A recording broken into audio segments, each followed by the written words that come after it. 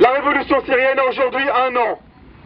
Le peuple syrien, libre, a aujourd'hui 1 an. 1 an que ce peuple a brisé les chaînes de l'esclavage et de l'injustice pour les remplacer par les liens de la fraternité et de la solidarité. 1 an déjà, mais aussi 1 an que le peuple syrien demande sa liberté et ne reçoit pour seule réponse que des balles, des enterrements et l'ignorance. Le régime syrien continue de se targuer d'un permis de tuer et sa folie n'a plus aucune limite. Il y a désormais 12 000 morts en Syrie et 220 000 disparus. Assez!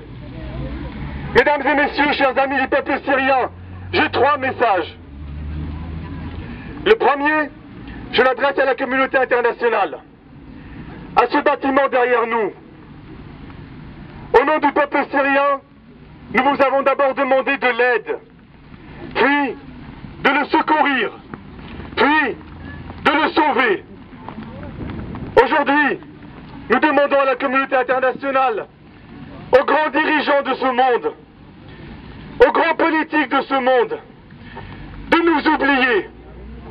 Je ne le fais pas parce que le peuple syrien n'est plus en danger ou que la révolution est terminée.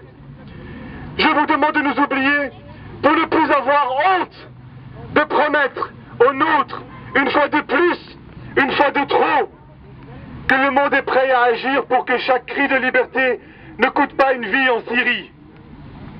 Je vous demande de nous oublier pour ne plus avoir honte de faire croire à mon peuple qu'il compte autant qu'un autre, que les enfants syriens sont aussi chers que les autres enfants du monde, que les femmes syriennes ont autant de valeur que les autres femmes du monde. Le peuple syrien vaincra avec ou sans la communauté internationale, avec ou sans cette honorable institution, avec ou sans vous ou moi.